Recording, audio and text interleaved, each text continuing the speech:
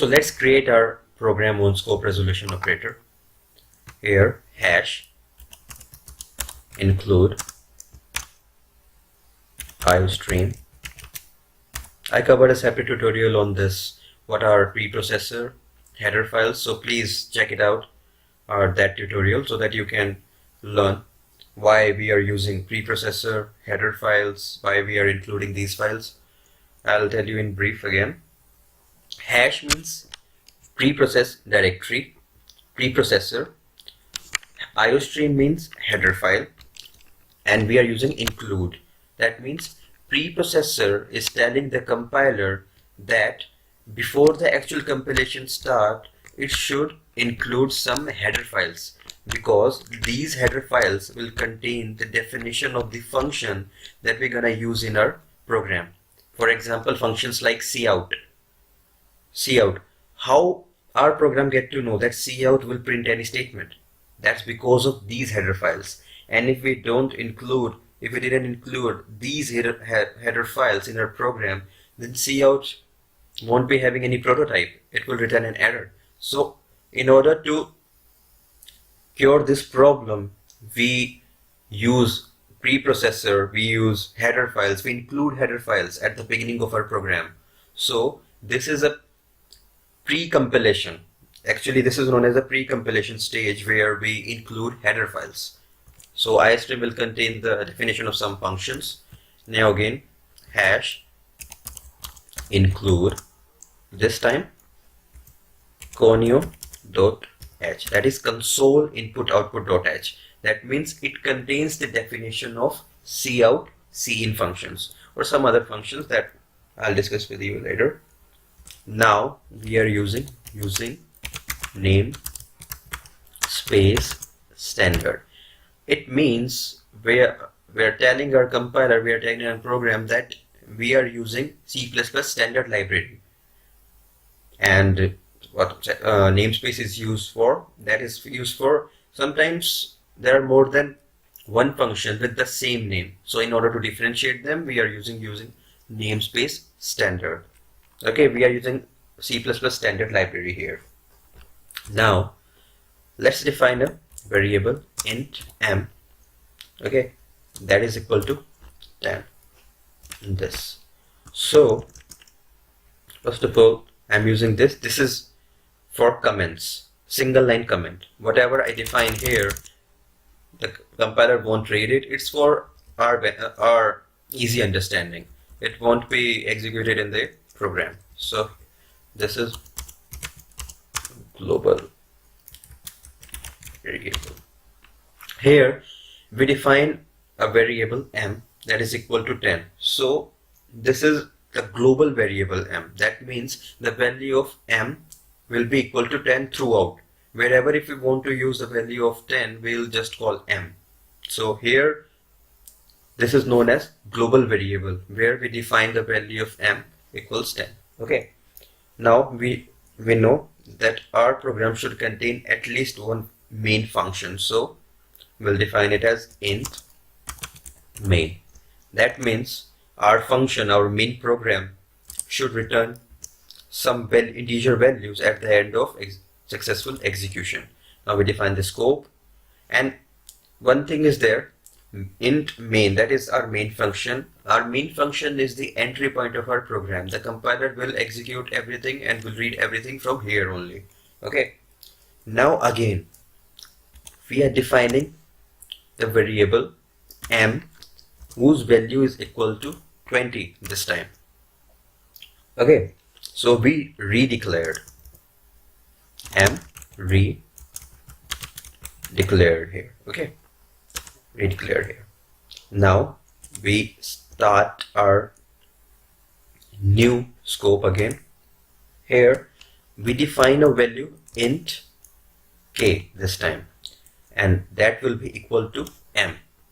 Okay, now we'll define it again, int m equals 30 this time, means m is redeclared.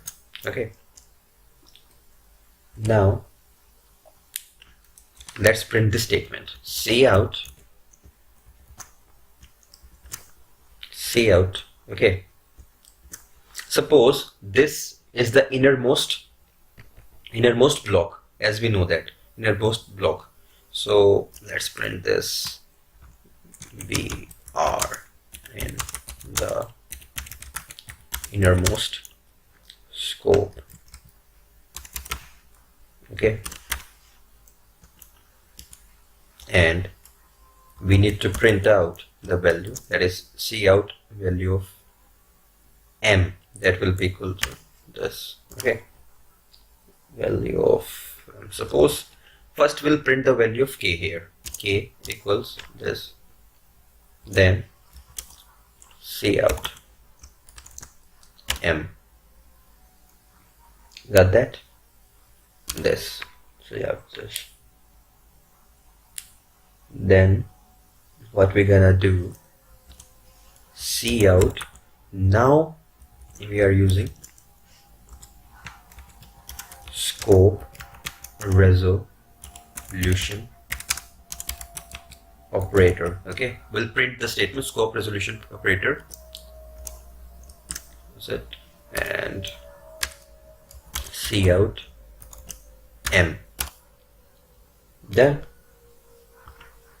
Okay, this is closed. This is closed. Now it should, our main function should return a integer type value, that is integer 0. This. So let's focus our main aspect here, that in the innermost block we define cout is equal to we are in the innermost scope. From there we get to know during execution that okay, we are in our innermost block, where we'll print the value cout k equals something, cout m equals something, and cout scope resolution operator and cout m. Now save it. Okay, compile it, there, and run it. Compile now. Yes. Okay, so we are in the innermost scope. 2030 scope resolution doesn't look great, it just came in the same line. Okay, let me redefine it. Cout here, this, so the value should be printed in the next line. So for that, \n,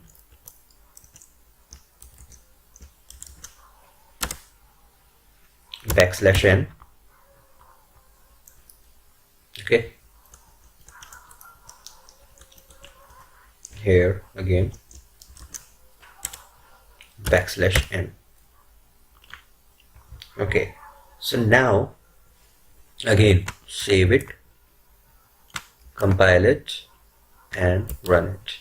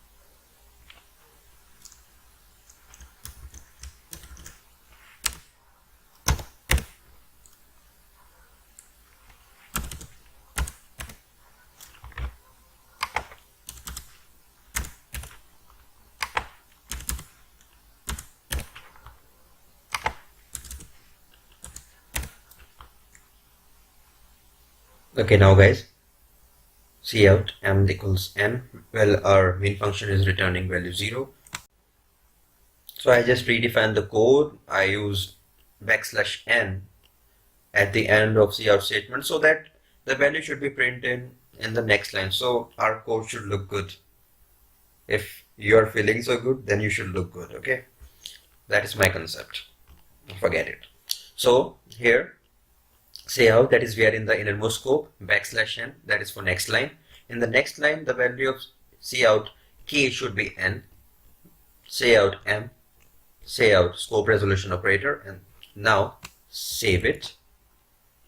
Function F9, that is compile it and run it.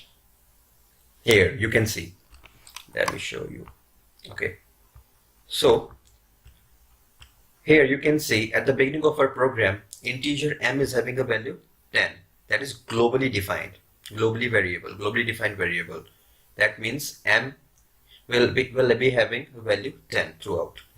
When our actual compilation starts through our main program, our compiler executes the statement from here on. So we define the scope, and the value of m is redeclared. That is, m is equal to 20. So right now the value of m is 20. The updated value of m is 20, not 10, 20. Now again we define a scope. In that scope we define an integer value k that is having the value m.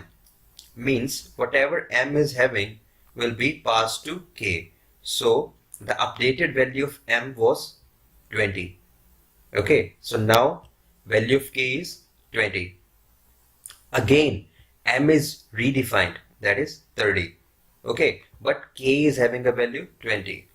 Now in the innermost block we print the statement. Now in the output screen we are in the innermost scope. Okay, we are in this scope. We get to know by this. Now value of cout and cout the value of k. So what will be the value of k? 20.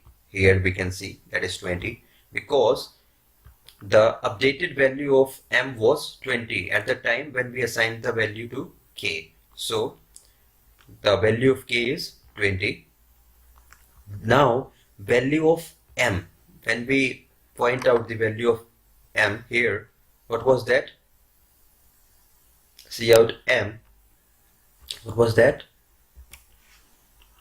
Value was m equals 30. So here again you can see value of m is 30.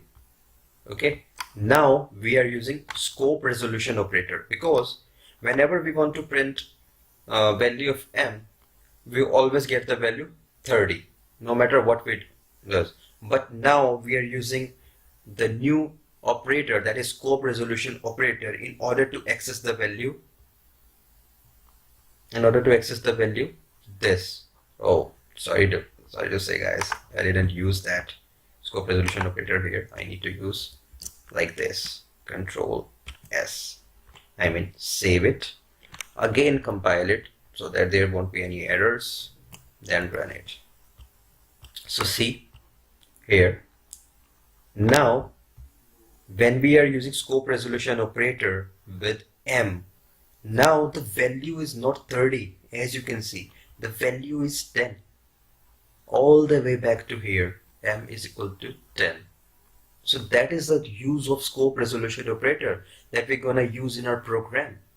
I'll show you this when we create a, in the end of our tutorial series, we'll create a beautiful game on C++ programming in the Unity software that is so popular.